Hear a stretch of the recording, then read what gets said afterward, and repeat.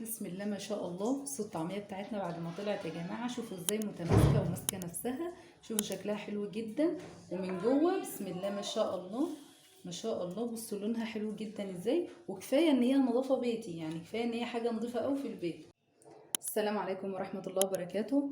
النهارده هنعمل طريقه عجينه الطعميه في البيت بطريقه سهله ومش مكلفه خالص. كل اللي هنجيب فول مدشوش، اللي هو الفول ده الفول مدشوش او فول البصاره يعني اللي معروف بكده.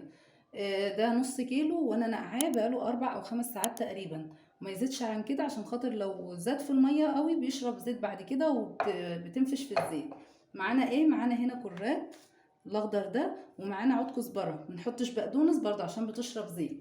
ومعانا ايه؟ ومعانا توم وملح. مش هنحط اي بهارات تانية في الطعميه. لما نيجي نزود بقى الكزبره والحاجات التانية دي نعملها واحنا بنقلي الطعميه. هنجيب الكبه بتاعتنا وهنبتدي نحط بقى ايه، شويه بشويه، شويه فول مع شويه خضار كده. مش هنحط كتير عشان ما تطرش قوي في الكبه بتاعتنا. نحط سنه ميه بسيطه اللي بيها نمشي الكبه بتاعتنا شويه بس.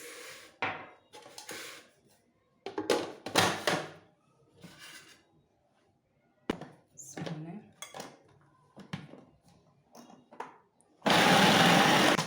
هنقلبها بس كده عشان اللي تحت يبقى فوق واللي فوق تحت، عشان ما تطرش مننا. بس هي ما شاء الله ماشيه كويس قوي في الكبه، فمش هنزود ميه تاني.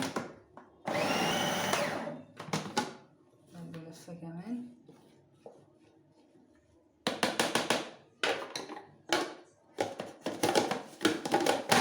عشان خاطر ما تطرش معايا وتنفش في الزيت. بصوا طلعت معايا عامله ازاي، بسم الله ما شاء الله، جميله جدا. هنكمل الكميه كلها وهنرجع بقى نشوفها مع بعض. وبعد ما خلصنا الكميه كلها بسم الله ما شاء الله قدامكم اهي. على فكره الكميه دي كلها من نص كيلو فول بس مش اكتر. واللي حطيته فيه، حطيت الفول المدشوش وحطيت الكرات وعود كزبره والثوم، مش اكتر من كده. ما شاء الله ما شاء الله جميله. دلوقتي هنحط عليها ايه؟ هنحط عليها الملح بتاعنا. هنظبط بس الملح. بسم الله. برضو مش عايزين نخليها حادقة عشان ناكلها يعني. بسم الله الرحمن الرحيم. دلوقتي قلبناه بالملح ما شاء الله، بسم الله ما شاء الله، تعمل لنا كمية كبيرة. دلوقتي هنحطها بقى في اكياس ونحطها في الفريزر. وقت ما نستعملها نطلعها قبلها بشوية بس تفك ونستعملها عادي مفيش مشكلة. طب اللي هنستعملها دلوقتي مش هنحط الحاجات دي الا واحنا بنقليها وقت القلية بس. انا هحط ايه؟ هحط شوية كزبرة بسم الله ما شاء الله اهو، وسنة كربوناتو او بيكربونات صوديوم، حاجه بسيطه جدا على الهواء. مش عايزه تحطي ما تحطيش. على فكره ممكن بديل ليها ان انا اقعد يعني اقعد اضرب في الطعميه كده وقت ما اطلعها من الفريزر شويه، مش هحتاج ان انا احط الكربوناتو. وممكن ان انا احط بيضايه صغيره على كميه الطعميه اللي انا عاملاها. تعالوا بقى بينا نشوف لما نقليها تبقى شكلها ايه. ده شكل الطعميه وهي بتتقلي معانا اهو. بسم الله ما شاء الله، جميله جدا، ولا نفشت مننا في الزيت ولا اي حاجه.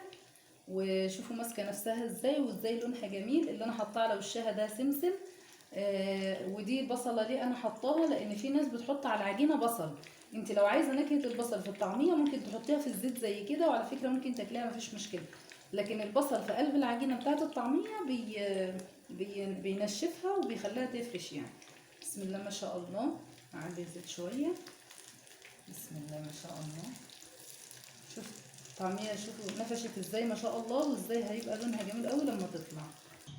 بسم الله ما شاء الله. بصوا الطعميه بتاعتنا بعد ما طلعت يا جماعه، شوفوا ازاي متماسكه وماسكه نفسها. شوفوا شكلها حلو جدا، ومن جوه بسم الله ما شاء الله ما شاء الله. بصوا لونها حلو جدا ازاي، وكفايه ان هي نظافه بيتي، يعني كفايه ان هي حاجه نظيفه قوي في البيت. ما شاء الله الكميه دي كلها من نص كيلو فول بس.